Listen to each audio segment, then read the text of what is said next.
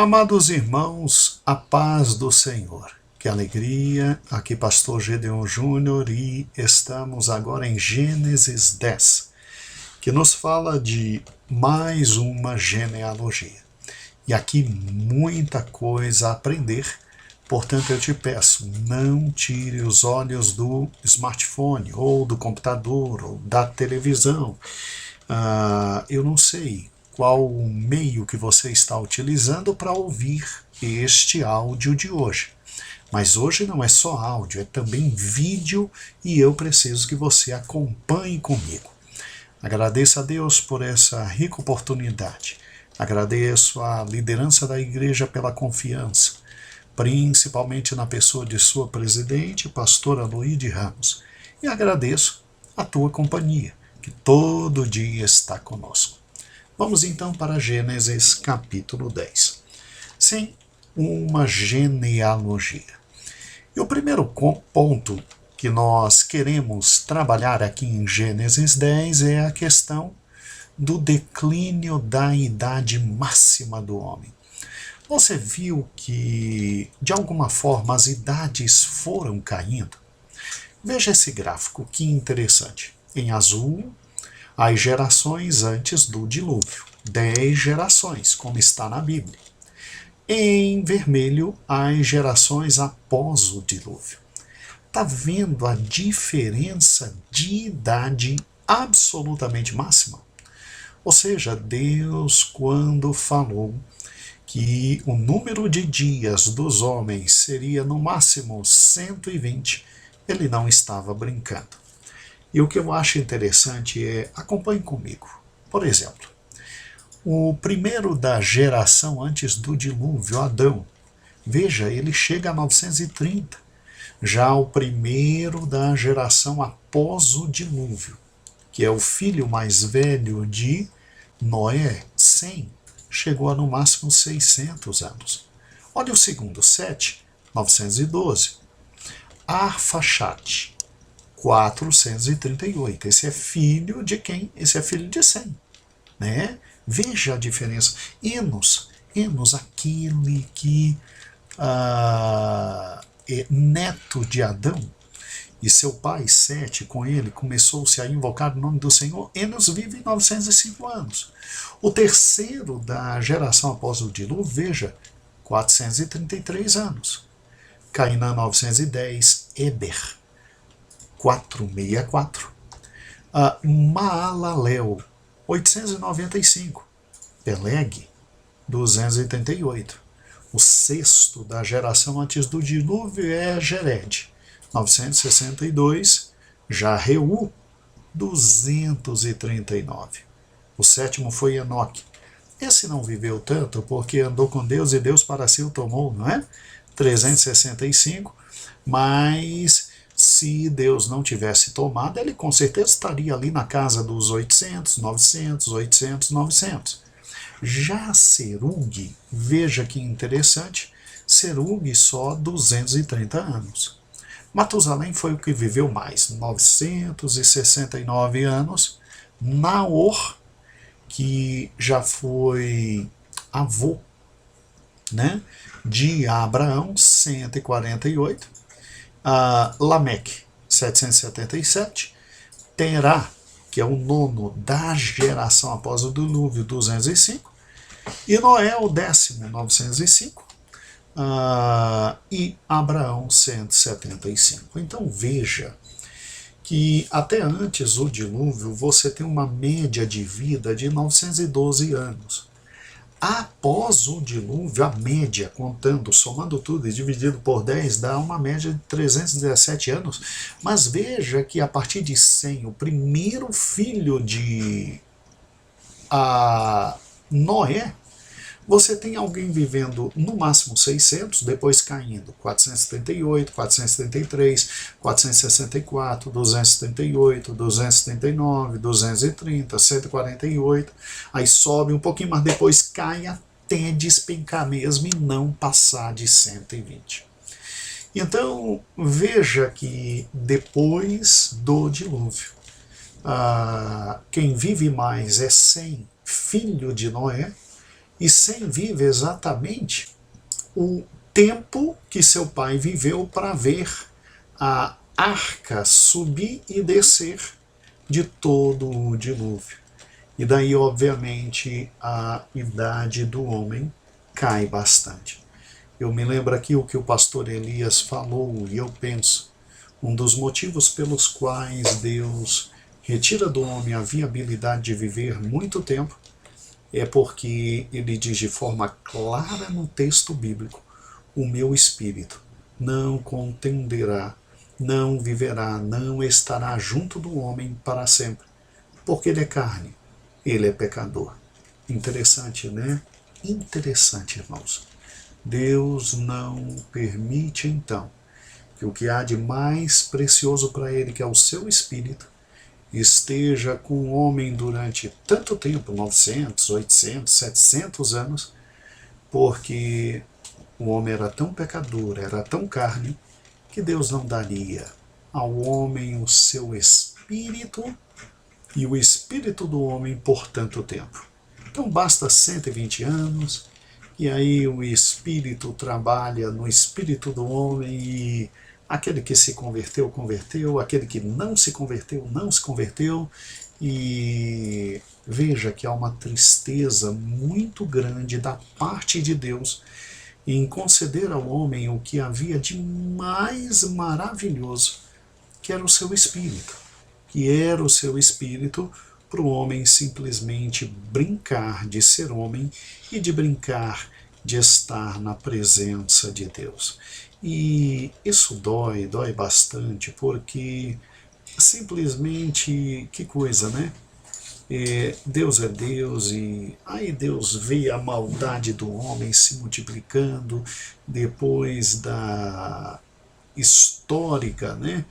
A primeira queda, e simplesmente Deus olha para Noé e diz: faz uma arca, e Deus estabelece um período máximo de vida para o homem de 120 anos. E a promessa se cumpre, tanto é que após o dilúvio, veja, há um declínio da idade do próprio homem. Segundo detalhe aqui na genealogia de 10 a Gênesis 10, é a questão do ponto 2, ou seja, a questão do silêncio divino.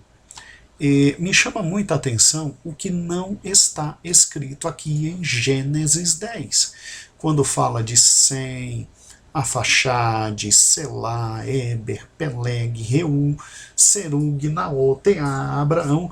É o silêncio divino. Como assim o silêncio divino?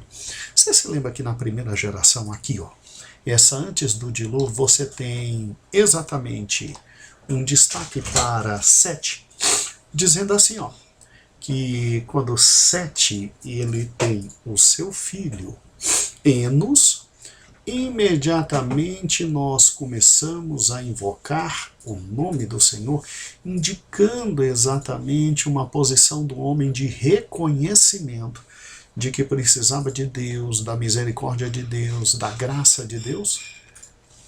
Em Gênesis capítulo 10, você tem com Sem, Arfaxé, Selá, Rebe, Peleg, Reu, Serug, Naor, Terá, você tem alguma coisa de invocar o nome de Deus?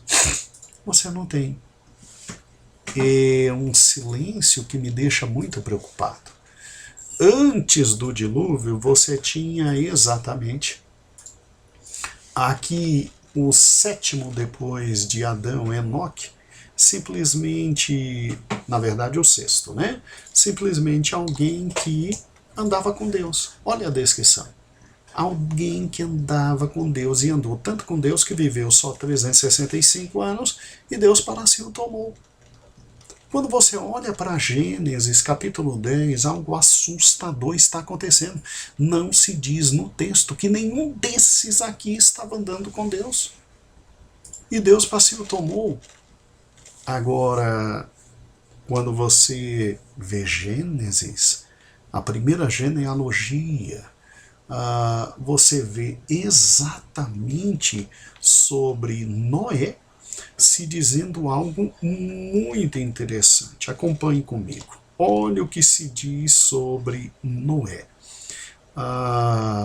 Você vê que Noé era homem justo, íntegro e reto, e andava com Deus. Por isso, todo o dilúvio, e ele, sua esposa, os 3 filhos, e as esposas de cada um dos filhos, ou seja, 8 pessoas, é que se livraram da destruição completa.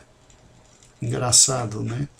Aqui do outro lado, não se tem uma única referência de um homem justo, íntegro e reto, que andava com Deus.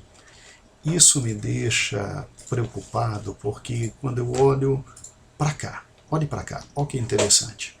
Sem, Arfaxade, Salá, Eber, Peleg, Reu, Serug, Naor, Terá, não vou incluir Abraão, você não tem, durante 9 gerações, você não tem que algum deles tenha invocado o nome do Senhor, que algum deles tenha andado com Deus, que algum deles tenha sido homem justo, íntegro e reto, né?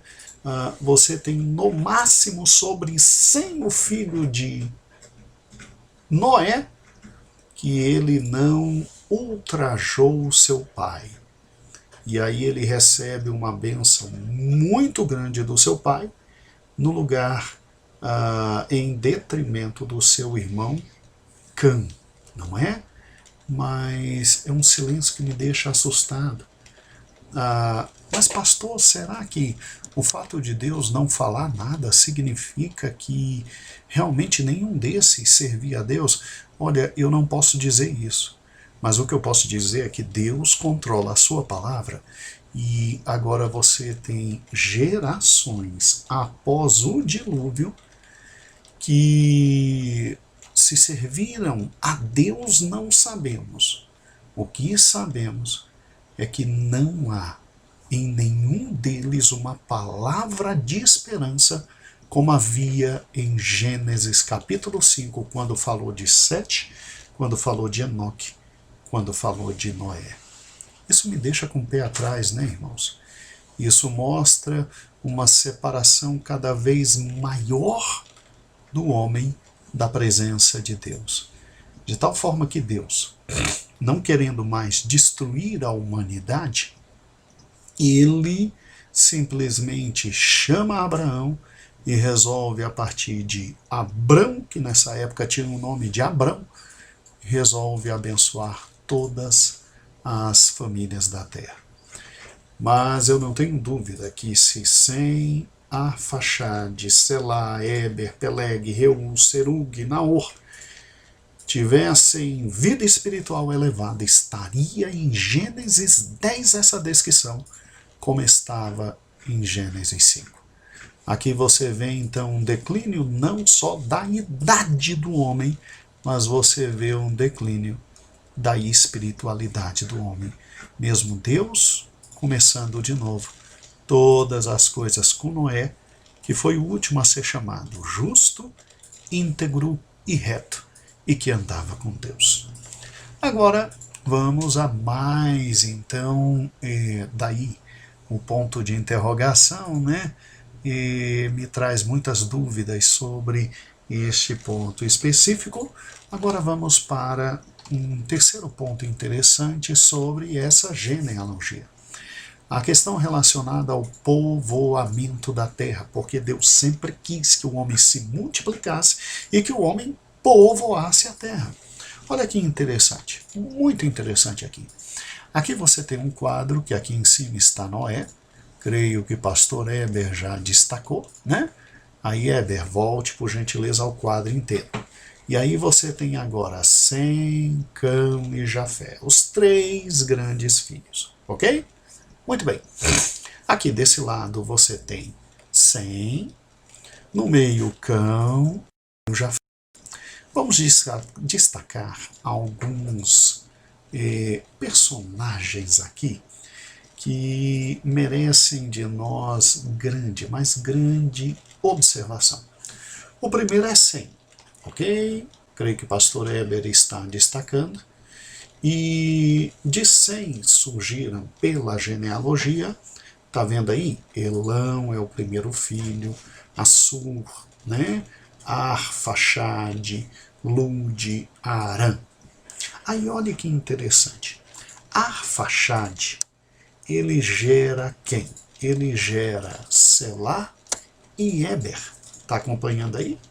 Arfaxade gera Selá e Eber. De Eber, olha que interessante.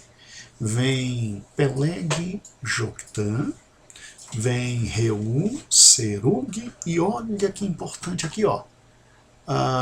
De Peleg vem Naor, que é avô de Abraão, Terá, que é pai de Abraão, e vem o nosso querido Abrão.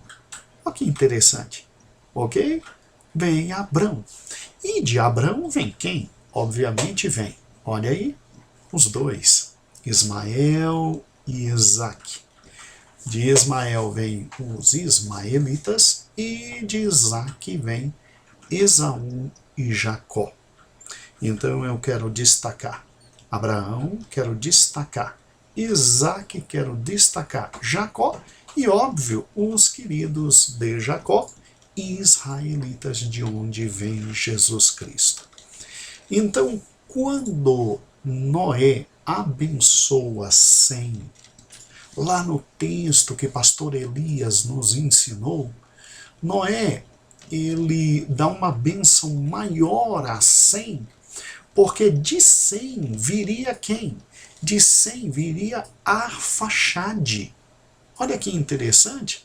De Sem viria Arfaxade. E de Arfaxade viria Eber. E de Eber, Peleg. E de Peleg, Naor, Terá e Abraão.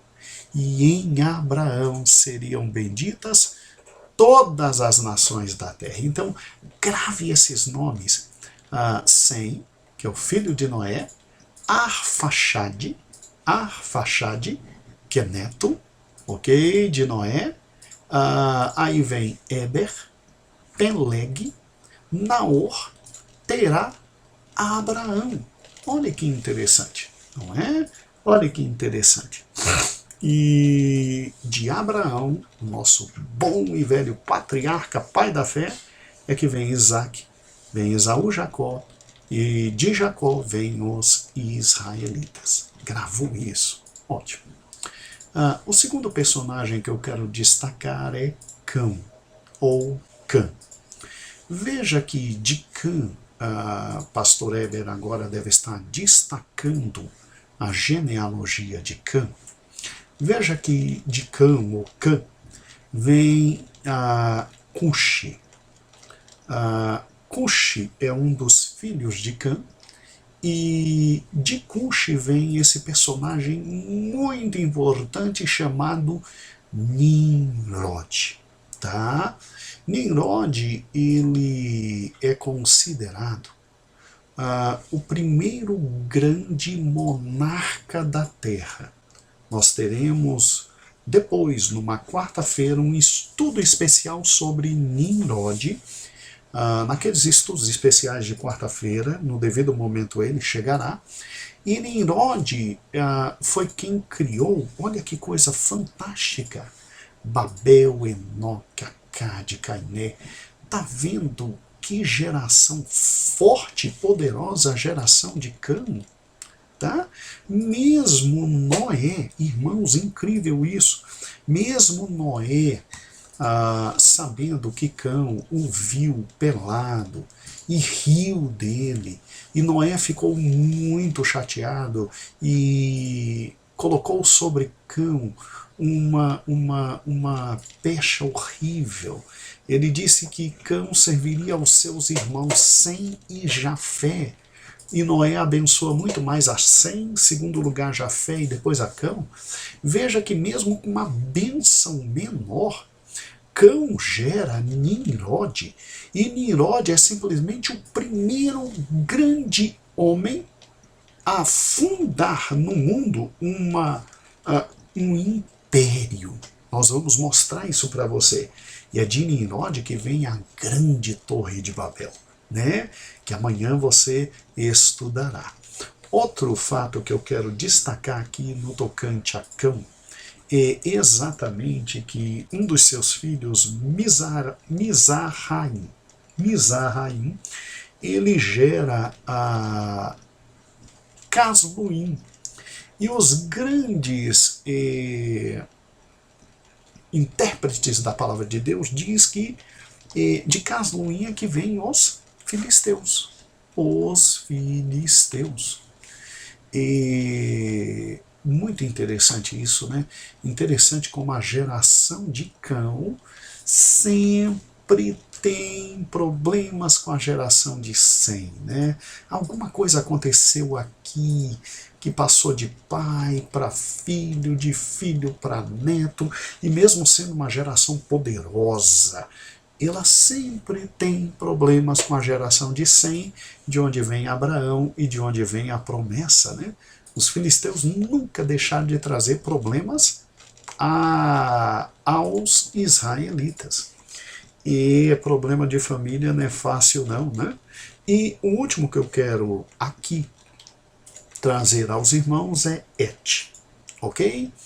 E Et, irmãos, ele foi um dos mais poderosos netos de Cão, porque Cão gerou Canaã, e Canaã gerou Et, e os filhos de Et, deles é que vieram, olha que interessante, segundo estudiosos bíblicos, os Jebuseus, os Amorreus, os Girazeus, os Eveus, os Arqueus, Sineus, Arvadeus, Zamareus, Amateus e Cananeus. E era exatamente esse povo que estava na terra prometida quando Israel voltou e tomou a terra prometida deles. Irmãos, é briga de família, coisa terrível, sério. Sabe, irmãos, cuidado com o que nós falamos com os nossos filhos. Não estou criticando Noé, ele tinha o direito de abençoar mais a um e até amaldiçoar a outro.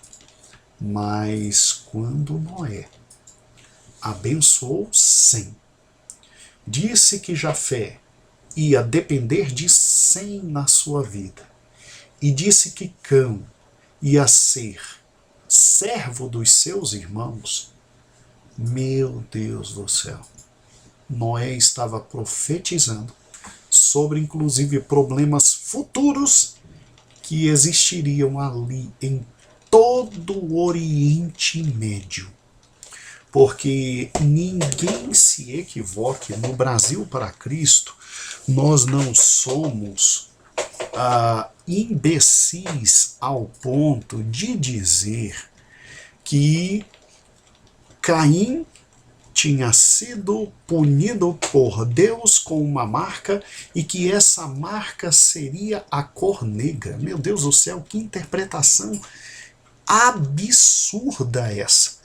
E ainda tem gente que insiste num erro mais grave ainda, de dizer que quando Cã ou Cão foi simplesmente amaldiçoado por Noé, isso aí gerou toda uma raça que se situou no espaço geográfico específico, e daí é que veio a escravidão de toda a África. Meu Deus do céu, mas que mentira! Mas que mentira, irmãos! Irmãos, a escravidão é uma das coisas mais horríveis do mundo. E ela começa com Nimrod, esse sujeitinho aqui. Esse sujeitinho aqui. Cão não gerou as descendências escravas do outro. O que Noé disse é que ele seria servo, é que ele não teria tamanha pujança, possibilidade, grandeza que Sem teria e que Jafé teria. Tá? De Cão veio grandes civilizações, inclusive a maioria delas morava exatamente ali onde estão hoje os israelitas, que Deus resolveu dar aquela terra aos israelitas.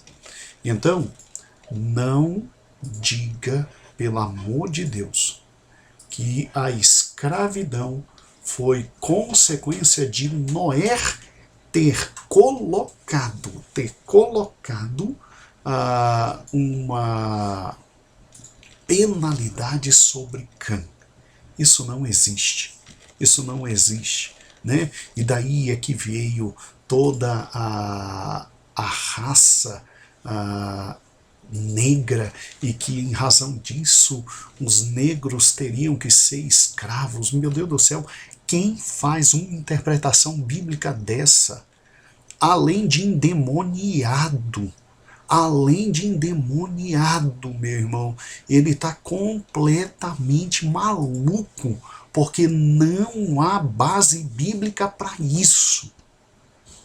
A escravidão sempre existiu com pessoas de cor branca e, sobremodo, infelizmente, pessoas de cor negra. Isso é uma mancha, isso é produto do pecado. E louvado seja o nome do Senhor, isso acabou em nome de Jesus. Jesus veio para reconciliar-nos todos e acabar com isso. Então ninguém no Brasil para Cristo está autorizado a simplesmente concluir que os descendentes de Cão eram os negros e por isso eles seriam servos. Ninguém está autorizado, porque não se fala tamanha besteira no Brasil para Cristo.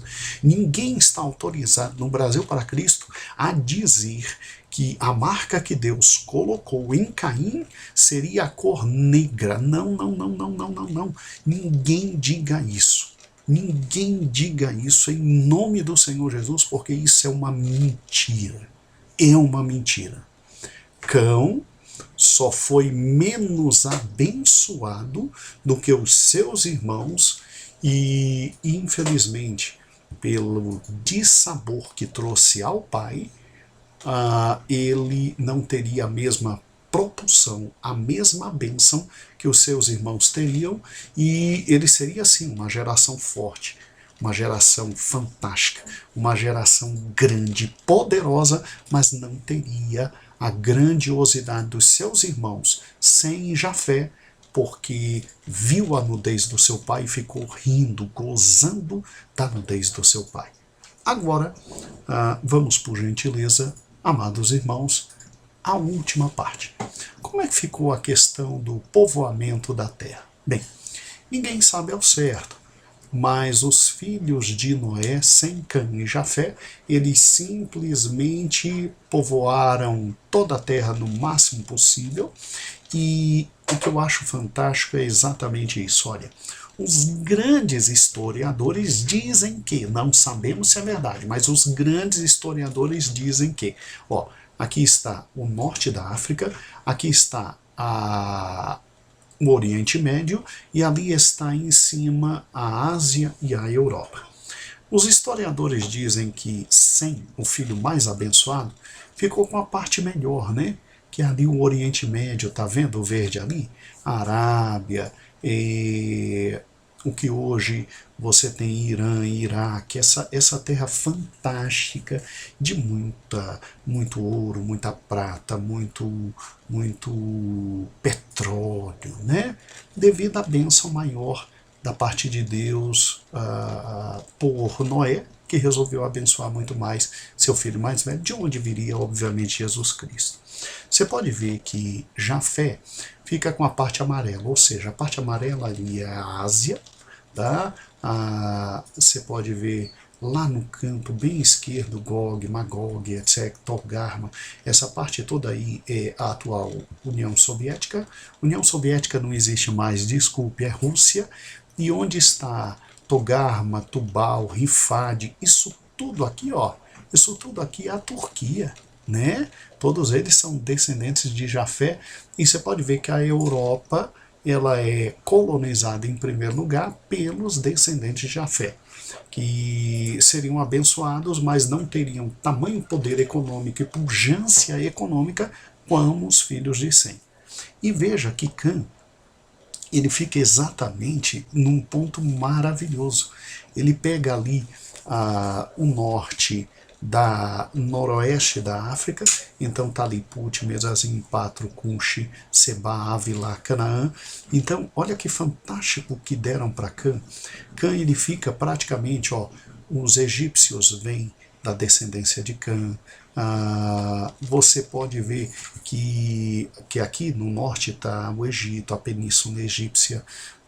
Os filhos de Cã é que se colocam em primeiro lugar ali em Canaã, que Deus ia dar depois para os filhos de Sem, e aí uma confusão enorme, né? Então veja que são povos de muita riqueza e de riqueza milenar, né? Os filhos de Cã.